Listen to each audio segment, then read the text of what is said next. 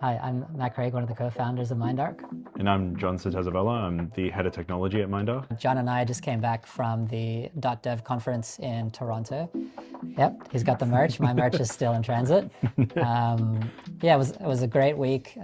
We had the opportunity to obviously talk to merchants, technology vendors, Shopify staff, and kind of get a feel for where things are heading, what kind of sentiment is out there across different areas of technology and areas of focus.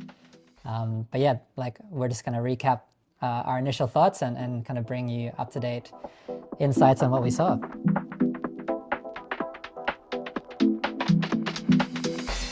I think generally the focus we observed was around obviously AI and agentic. That was hard to avoid. We also saw future of storefront as a topic, a few different other subtopics, like how third-party systems are integrating AI.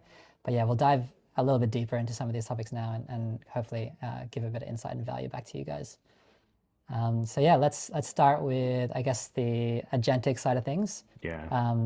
Yeah, talk. there's the keynote obviously highlighted this in a big way as well. But so there's been a lot of talk in the market around UCP, Universal Commerce Protocol. It's a collaboration between Shopify and Google on a standard to represent commerce products in the market so that AI and LLMs can ingest those products in a standard way. I think this was something that they really had a big focus on, and I'll pass it to John to kind of comment on his thoughts.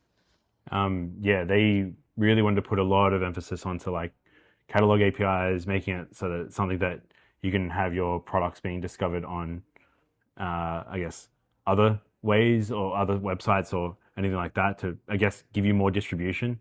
So yeah, being able to just like have your product optimized for search and then having it surfaced in a place that typically wouldn't exist before. I think that's what they're trying to open up the bounds to, which is really good. But yeah, I think like it speaks to like sort of like Shopify's whole like premise of just agentic storefronts and really trying to get merchants to really push that notion of like optimizing their data, optimizing their meta objects, their meta fields, so that it becomes more discoverable. So yeah, I think that's like one of the big things, right? Like Yeah, that we 100%. saw. Like I think even before this conference, I think It's been a big focus. most merchants would have had a conversation or two with their agencies or their partners. I think everyone's talking about AEO or GEO, whatever acronym you use to describe essentially search related to AI, so discoverability on AI platforms. Yeah, there was definitely encouragement from the Shopify team to really help merchants. This was like passed to agencies to think about how we can help merchants enable, better data, making sure that their data is exposed in the right way, their meta fields, meta objects, so that they can really fully embrace this channel. So as John mentioned, exposing your products and how people are interfacing in terms of how are they actually finding and discovering your products in the new world. We're seeing a lot more research being done on the AI platforms versus just traditional search engine activity. And this is like if you're part of the Shopify ecosystem, this is already allowing you to be a part of that without doing a lot of heavy lifting. Yeah, it's basically just opt-in. Yeah. So it's like an opt-in system for that agentic channel, which I think is starting to roll out in Australia, I believe. But yeah. Yeah. So yeah, I think that kind of segues quite nicely into the whole idea of AEO. I think there was a lot of talk around obviously the increasing momentum and people searching and discovering products in AI channels or LLMs. I think that's going to be a trend we're going to continue to see based on all the conversations we had with different parties. But I think the opportunity here is obviously making sure your traditional SEO is working and supporting that AI discoverability as well as getting that data right. Yeah. Yeah. And then I guess the next part for like what comes next after that is like sort of the question of like, what does that mean for websites? What does that mean for having a brand and then having someone visit a site to see that brand? And I guess from Shopify's perspective, from what we learned, it sounds like it's all in still on on, I guess, agentic development, agentic storefronts. Still liquid based, but they are offering more expanded services like Vercel. Their partnership with Vercel is pretty good. Going back to the conversation around the future of storefronts, I think we've seen a lot of interesting behaviors in the last 12 months, like perspectives from medium-sized retailers to really large enterprise retailers with like completely different types of industries as well. And there's been a general perspective of wanting to making sure you're leveraging native themes off the shelf. Obviously, do you want to talk a bit about where that's heading? Like, obviously, we had a theme that we were all focused on before. Yeah, I'll let you talk a bit more about that in the new theme. Yeah. So yeah, storefronts definitely still the big push. I think we're not going to see that go away anytime soon. Everyone still needs a brand. Everyone still needs that visibility from like the perspective of the brand. Yep. The thing that will probably change is like obviously like whether or not you want to go headed or headless, like within the platform or outside of the platform, and then it kind of branches off to new things. So like again, that partnership with Vercel opens you up to more flexibility. You get to now build onto Vercel's platform if you didn't want to be in hydrogen or oxygen. But I think from like Shopify's perspective, I guess it's liquid forever for now.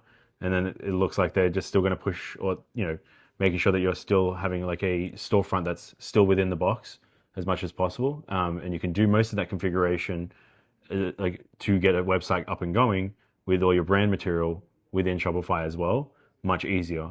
But I do think they are moving towards like this agentic kind of liquid theme, which allows them, like I think it's called skeleton theme. I think that's what it was. Yeah, I'm guessing. I'm not sure if that's the final. I don't know if there's a final name, yet. But yeah. But I mean, like, they want to push you towards like an agentic based development if you want more custom work, but still want to be within the boundary of Shopify. So it's like they definitely want to push storefront still. I think that the focus is like being able to give more tooling out to agencies like us or developers out there who are working inside a brand already to kind of be able to do that more effectively inside the platform itself.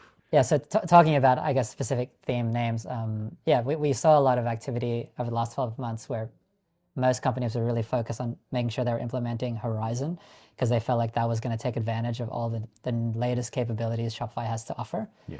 I think now moving into the skeleton theme or whatever it will be called once it's officially launched to the public, I think that's allowing like even more open flexibility of storefront structures or how the template actually is built up. I think it's almost like a blank slate, as you mentioned. Yeah. So the idea of restrictions, I think Headed is going to be in a position where it's probably the most flexible it's ever been, potentially, in terms of like a blank canvas. So I think the place for Headed storefronts is it's still going to be there for the near future, at least. Like, I think it's a fine. Like, I don't know if you have any commentary on that. I know us as an agency, we're trying to toy between headless and headed, but I definitely think there's a world for like out of the box headed themes where it's like you want to just pick and choose a couple of components and get that kind of up and running really quickly. There are ways to do that in a much more effective manner using like a theme that's already got those things built in. So again, Horizon might work. The proprietary theme that we've created in house will work for that. Yep. I guess it comes down to, and this is like a big thing. It's like where AI is going, what AI has allowed agencies to do, which is to build off of like these foundations much quicker and in a way that makes it a little bit more, I guess, in line with what you're trying to build. But that does come with its cost, and I think that is the other topic that we found being talked about quite a lot as well inside the whole conference and other agencies and partners we were talking with. Yeah, 100%. Yeah. I guess the good thing is like agencies like us, tech partners, we're already trying to enable better capabilities for like Headed, for example, and integrating AI as part of that workflow so that we can give value back to the customers and merchants. Just it's the way the industry is heading, I guess. Maybe we'll pivot from that conversation to, I guess, how does this impact AI generally for internal systems? And I think Shopify did a really big segment at the conference around their own internal AI called River, which is, I guess, their own internal program to set the right guardrails and ensure better adoption and better internal success for AI applications. Yeah. How do you think that's useful, like for the merchant ecosystem, and what can they take from that? Yeah. There was, like I said before, there was a lot of discussion on just like AI spend and just the way that has cost, like to get a product up and going, or a theme up and going. Like people have dumped a lot of money to try and get this stuff kind of agentically built. But yeah, as that's kind of gone on and everyone's kind of just like handed their team subscriptions, which I don't recommend just going in handing like the most high subscriptions. Like I think it's like trying to do it in a controlled manner. One that kind of allows it more to have more unison between all the team members in your team. And I think that's something that we took from at least some of the talks that were happening at Shopify around their product, their River product, that they were doing internally. It sounds like they were trying to get a handle of where one person's prompting on another person's prompting exactly the same kind of things, how that can be done more streamlined and efficiently without all the overarching costs that AI comes, or that comes with AI. I think like those learnings, being able to apply that into your own internal systems, not having silos as well, like trying to create like an organization, portfolio of knowledge, as opposed to just like this individual's portfolio of knowledge that lives on his computer. I think that's something that like, every business needs to start thinking about in some way, shape or form. I know that we have, for instance, but like, I think this is where we need to kind of, we can help educate, or you need to try to learn how to adapt those kind of guardrails to your business to make sure that you're not either doing the right thing, doing the wrong thing with AI, or potentially things that could actually break and go disastrous. 100%. Yeah, I think we're going from the phase of exposure and experimentation, and we're moving into now, how do we get the most out of these systems now that we've had the opportunity to test and play and prototype. Now we kind of see the shortcomings when it's not, given a bit more boundaries or guardrails to ensure that efficiency gain. And obviously, a company like Shopify has really invested a lot in access to tools and all kinds of stuff. Like they're very resourced in that perspective. But as a learning for a merchant or a large organization who's trying to roll that out internally, I think this gives some perspective on how to do that more effectively without having to go through that whole experimentation phase and that siloed experience for different departments or different individuals in an organization, and giving it a better rollout strategy. So definitely something worth looking into and learning from. Yeah.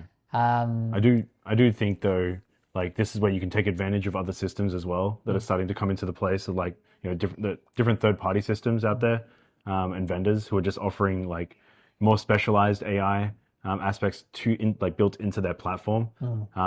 Because that could save you a massive cost, having to go and do a whole bunch of things to try and tie different systems together. You've now kind of built it into, into that one system already. So that could be like Klaviyo Composer, or Nosto Huggin, like those, or Hugin. Yeah, sorry. And I think that's a really good point. Actually, is you don't necessarily need to do everything with just your out-of-the-box LLM. A lot of the technology vendors and new players to the ecosystem are bringing tools to you that you don't have to pay for your token costs, or there's a few more controls in place. They've done the testing, they've built the guardrails, and you just get to reap the benefit. Obviously, probably for some kind of SaaS subscription or something along those lines, or usage cost. Yeah. But that in the long run might be cheaper than you burning tokens to try and do the same thing. Yes. And getting inconsistent results. I think that's the worry, right? So it was. I think my overall. What was your experience? Yeah, my overall experience. I actually think was one of the best weeks I've spent at the Toronto .dev or Editions or Unite conference. It's changed over the years. It. Yeah, we've been to a few. Like collectively as a team, I think we've been to 7 or 8. But for me, that was a really valuable, few days where we got to get perspectives from not just Shopify, but also other agencies from different parts of the world, what their experiences have been, the collective kind of understanding of where AI is heading. I think it's equipping us and hopefully now our merchants with some useful information and insights that can yield some practical results. So yeah, I was really happy with the week. Yeah. Yeah. How about you? I'd say me too. I think I learned a lot, like learned more than I've ever have just by what's going on in the world right now with AI. Like obviously everyone is trying to use it in so many different ways, and you know, everyone's got their own way to doing something, but it kind of opens your mind to like, you know, how you could kind of approach it. And I think that's kind of what I learned a lot about, especially with like the tooling that's changing in Shopify, the things that everyone is trying to like or wanting to do, just like how you can kind of be better or get better at doing that. And then, yeah, I guess one of the big things was like, there's a big talk about like reinventing the wheel. And I think this was what resonated with me quite a lot, which was the talk from Toby, which was he mentioned something specifically around, I think, a concept called Norman doors. Yeah. Yeah, which I thought was a really good concept. It was a good way of explaining like, you know, like how one thing is designed and they're designing it, you know, much better. Like in that sense, that makes so much more sense because there is going to be so much that's being thrown out into the market right now, and like how one thing might be working right now, you might find something out there that's going to be much better. And then I think these tools are enabling us to kind of get there. Yeah, removing the friction. Yeah, I think is what he was trying to get at. Yeah, exactly. Yeah. So I'm excited. It makes me more excited about it. I think we're looking forward to like we've got a lot of ideas and R&D that we're planning on the horizon now off the back of that. So yeah, have a chat with us, find out more, and we can deep dive on different topics. Cool. Thank you. Thank you very much.